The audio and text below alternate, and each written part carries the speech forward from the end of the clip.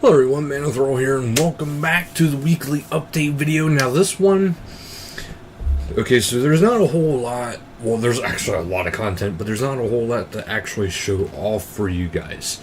Because this week there is a lot of repeat type events, but most importantly though, is the free-to-play content additions for this month. But first, Novtumberfest is out. So it's just like the beach party, except for it's themed after Oktoberfest, which is to play on Novtumberfest.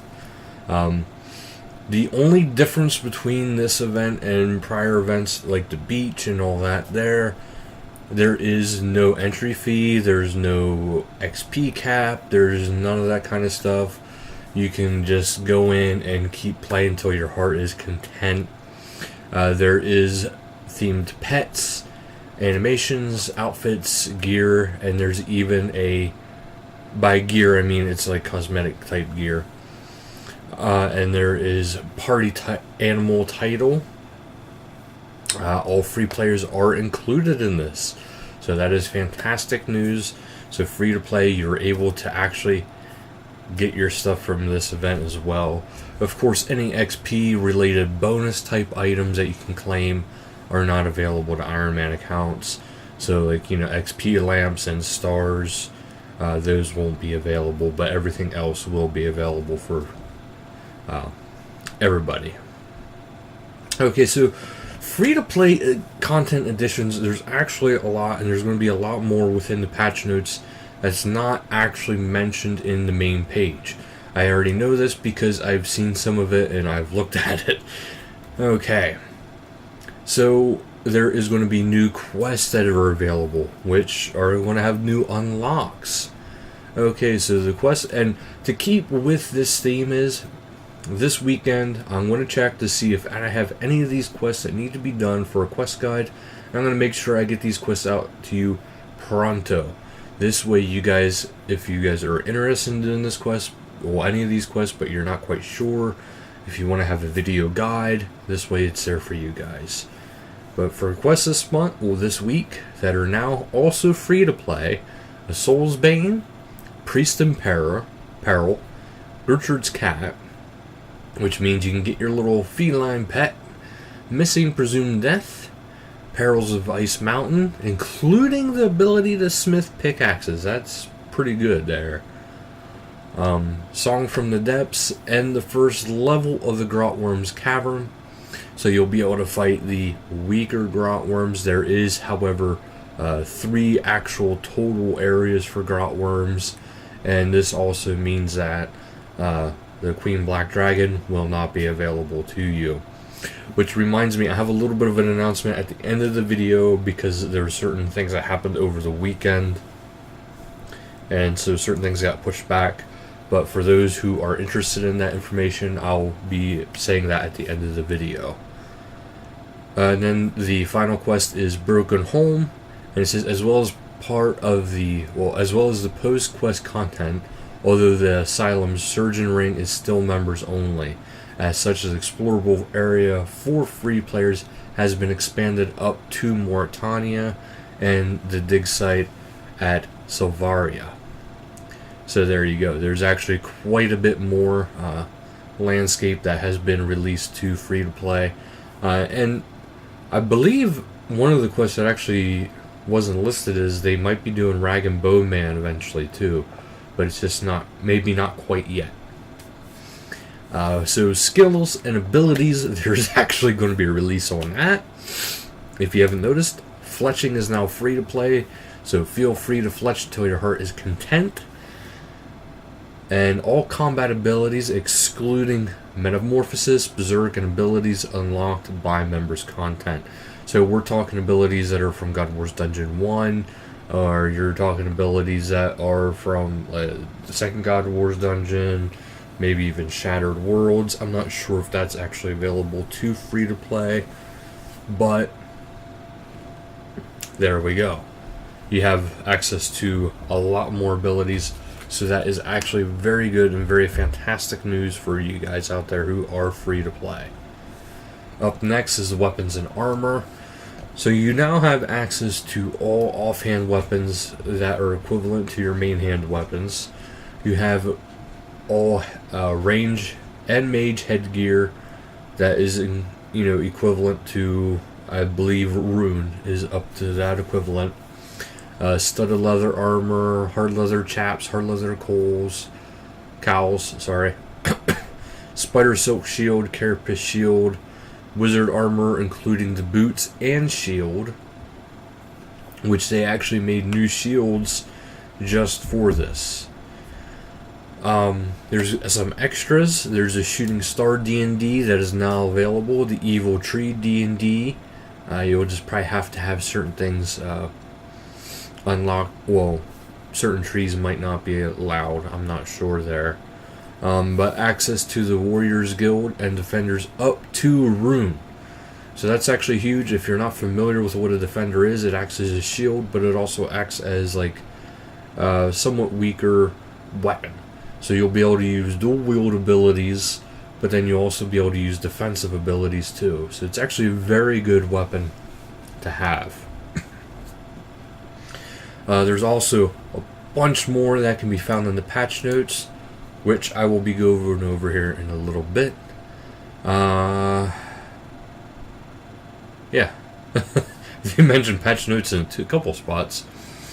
Okay, so Lootscape is now a thing, which, if you are with Twitch and if you are with RuneScape, you can link your account to your Twitch account, and then every time for certain live streams, which is going to be Tuesday and Friday streams throughout October, and they're probably going to be doing it again for coming up months, is that you'll be able to get a unique thing. Now for this month it's going to be the Twitching Orb Pet, which is a purple glowing wisp, if you will. So that's pretty cool. And if you can tune into their stream, try to tune into their stream. Now, of course, the live streams this week, there's actually only one scheduled, and that's actually for Sunday. So that's actually kind of a whoopsie on their end, if you ask me. But there will be prize streams coming next week, back to regular order. So Sunday, October 15th at 1900 UTC, game time, PVM with Mod Lee. And now we'll head right on into the patch notes. Okay, and we're not kidding, there is a ton of patch notes. If you guys cannot see this, this is almost a full scale thing here. So this will take a while. Graphical. The issue preventing retro skill capes from activating has been resolved. The Aura's chat head now consistently animates while speaking to her. The measure of progress for blueprint discovery has been improved with the addition of very good placed between good and excellent. Players now stop pulling prawn crackers once they are destroyed. Ninja skill fixes. Green, blue, red, black, and royal Dragonhide boots have been added, available in similar manner to the corresponding Van braces. So that is actually fantastic news, and if I heard correctly, that is actually going to be available to free-to-play players as well, all the way up to the highest. I think the highest the free-to-play can get is blue. So that's very good news. Basilisk Turoth Kuros boots are now considered power armor instead of tank armor due to the release of the Dragonhide boots. Hard leather cowls and chaps have been added to complete the hard leather set of armor, which is fantastic. Conversation options and sawmill operators have been rewritten to loop back to the start of the chat.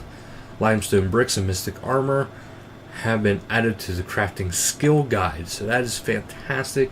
You can now craft mystic armor. Studded leather can now be found in the leather crafting category.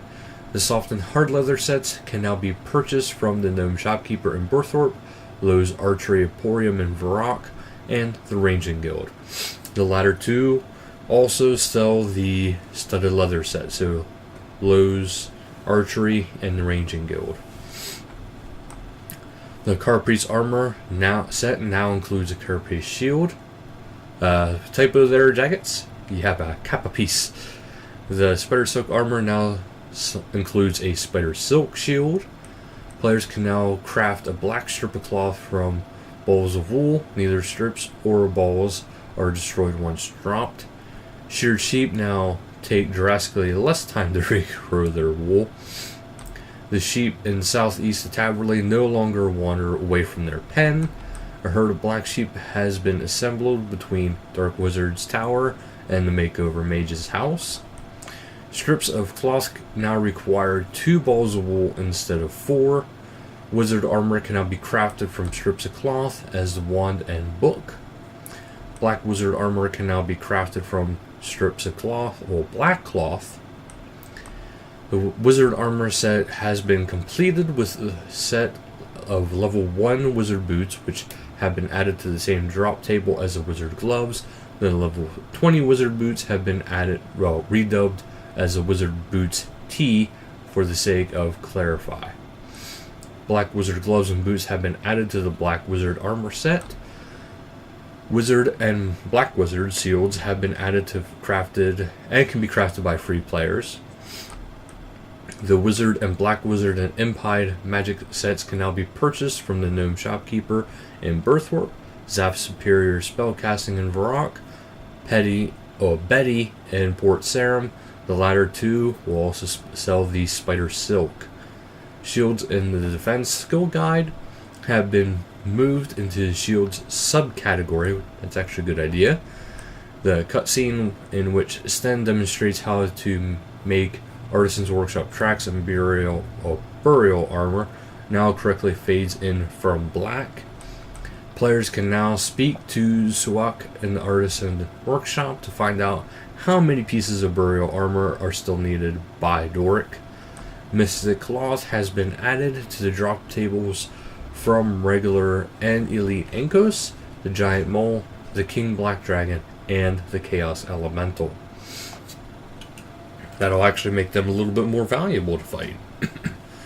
Blue Mystic Armor drop tables have been replaced with an equivalent amount of noted Mystic Cloth, so you can no longer get these items just for the sake of getting, fighting them. Okay, so fletching. It says ninja skill fixes fletching. Fletching is now free to play. Free to play players can now fletch equipment with wield requirements up to level 50. That means bronze, blurite, iron, steel, silver, mithril, adamant, and rune crossbows, arrows, darts, and bolts up to diamond bolts inclusive.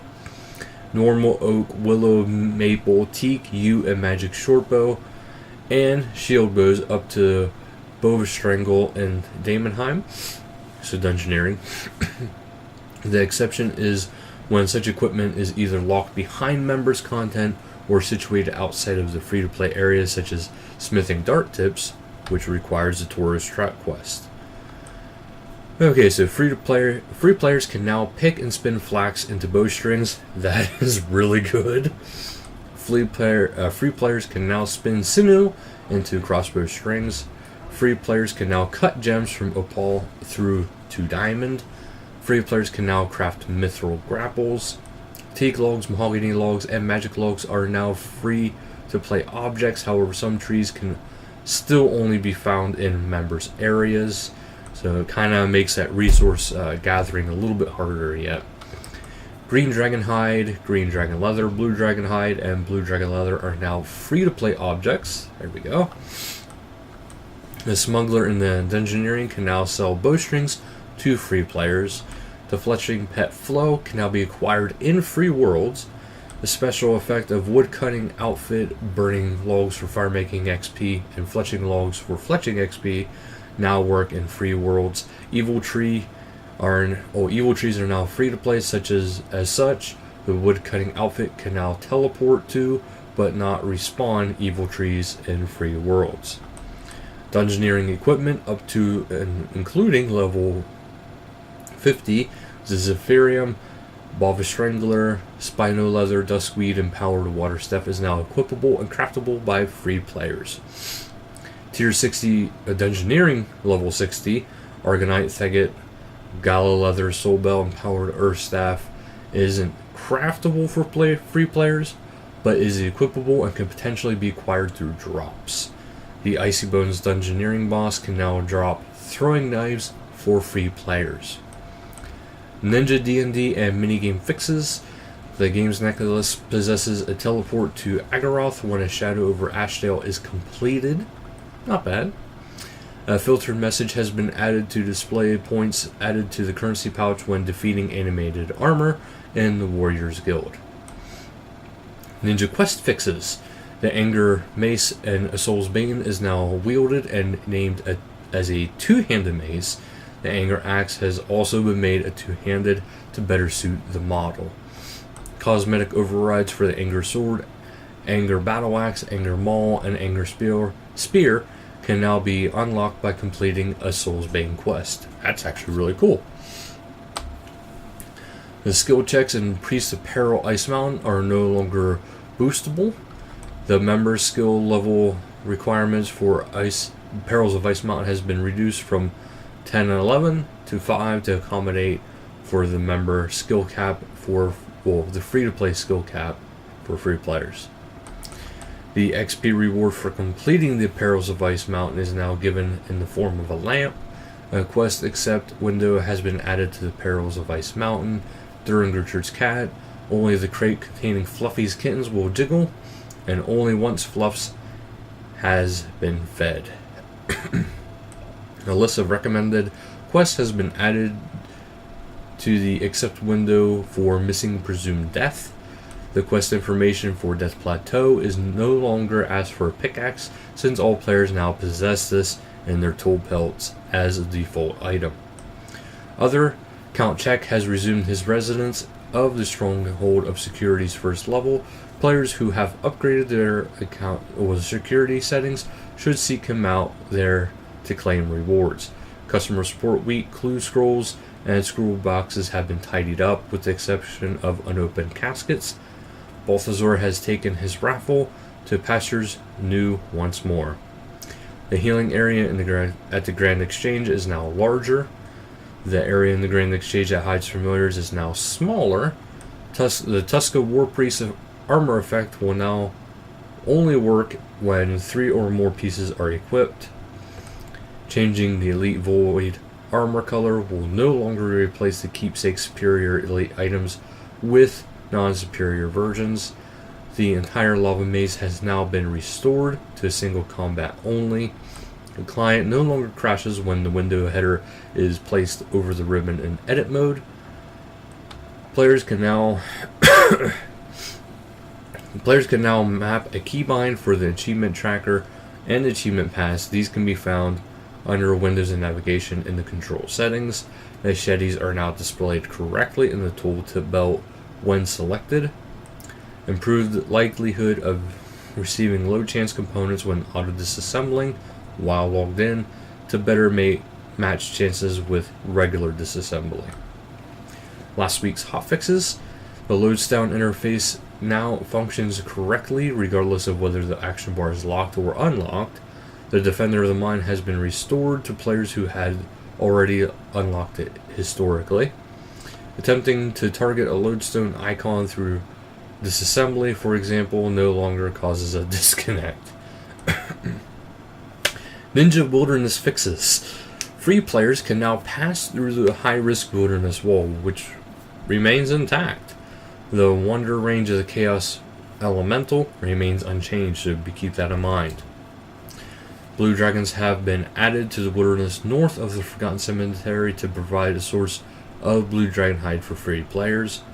Red dragons now drop between 1 to 8 rune darts. 8 is no longer guaranteed. The Deep Wilderness is now accessible to free players, as is the Deep Wilderness Dungeon, access south of the Pirates' Hideout. The southeast corner of the wilderness, which is west of the Mauritania Slayer Tower and north of Savaria, is now free area. The Mage Arena Cave accessed from A lever northwest of the major arena is now accessible to free players. Gondai the Banker and Landal the Runeseller are now visible on free worlds and in the Mage Arena cave. However, Claudian is still not visible. Free players can now use their lever in the Deserted Keep to teleport to Edgeville. Members using the lever are still teleported to East Arc Dome. The lever in Edgeville that teleports players to the high-risk wilderness is no longer blocked in free worlds. Green dragons are now available for free players. William and Ian cannot access free player banks in the wilderness. Red Dragon Isle is now accessible to free players. Red Dragon Hide is now accessible to free players via Red Dragons. However, it still cannot be tanned, crafted into leather, or equipped on free worlds. In free worlds, blue dragons are no longer drop the bass. They drop lobster instead. Slight little difference. The Chaos Elemental is now accessible to free players and has its own free-to-play drop table.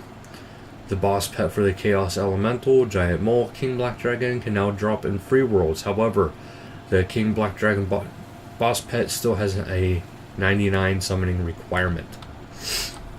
The Liars of the Last Rider's book now drops from the King Black Dragon in free worlds. The treatments for the Chaos Elemental, Giant Mole, and KBD no longer display a member requirement.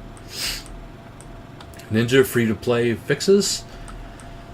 The following quests are now all available free-to-play. Perils of Ice Mountain, Gertrude's Cat, Priest in Peril, Soulsbane, Missing Presumed Death, Song from the Depths, and Broken Home.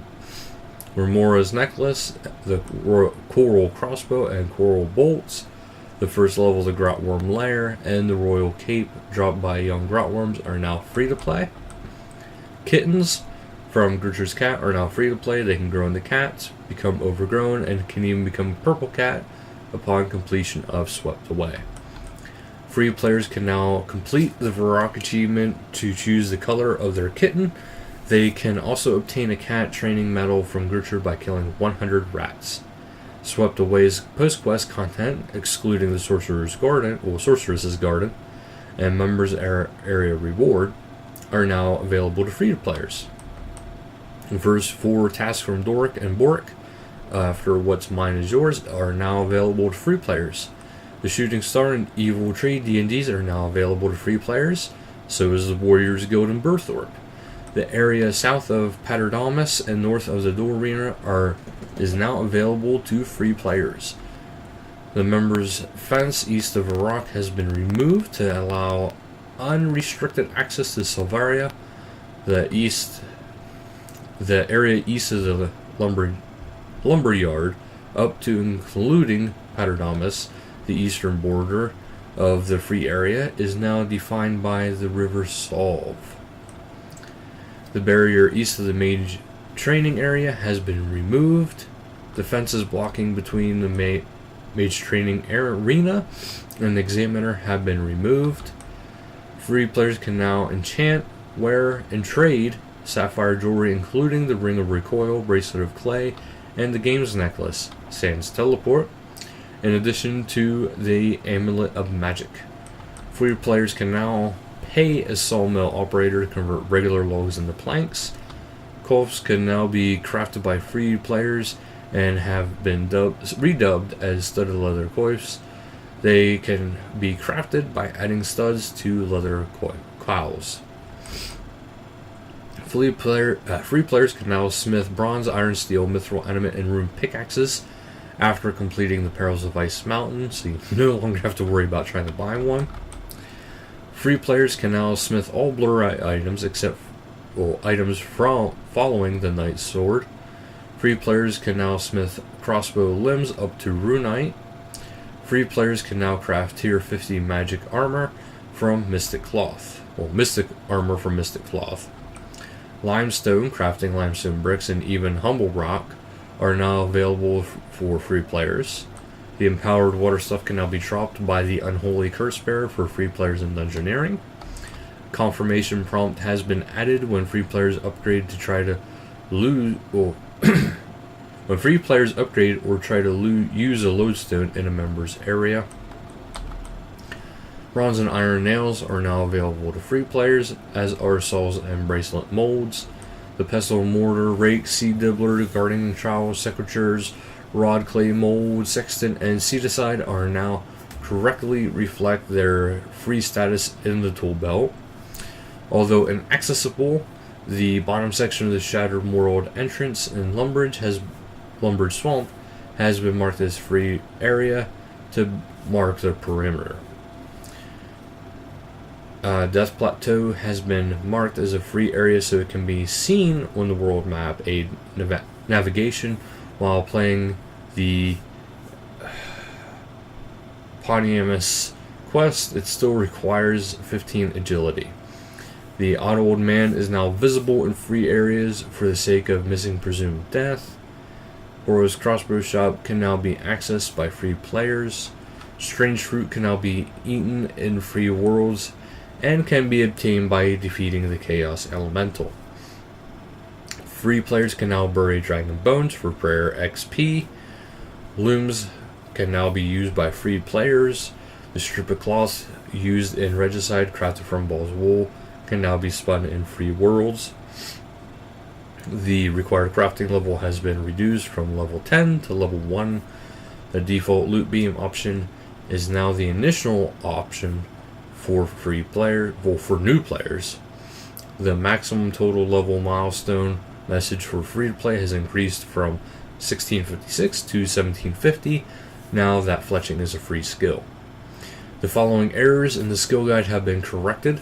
Free players can stop burning rabbit at cooking level 34. Manithral is now marked as members only. The wooden shield, salve, proto leather, and Novite armor Demonheim have been added to the defense level 1, as well as the soft leather armor, the Tanglegum shortbow and longbow, the Novite arrows, and proto leather equipment in Demonheim are now accessible at range level 1. Mentions of wizards, imphide, spider silk, batwing, split bark, mystic, grifflex shields have been removed from wand or book entries, since shields only require defense. That was quite a bit of patch notes, guys. But thank you guys for that. Now for the people who regularly, if you're a regular viewer of the channel, you'll notice I didn't have a video out Sunday, and I did not have. I was going to be having a special video out over the weekend. Somebody had requested to do a Queen Black Dragon guide. I did get the guide done. I got it done Saturday, and it was maybe an hour after I got the guide done. A tree fell down on my phone line, and it ripped the pole with a line right from the pole, and they couldn't get anybody out till today to get it fixed. So that is why there was no video out yesterday. So I do apologize for that, and I will be getting the Queen Black Dragon guide out as soon as possible. And it looks like that will actually be tomorrow's release. So thank you guys so much for watching. Until next time, later guys.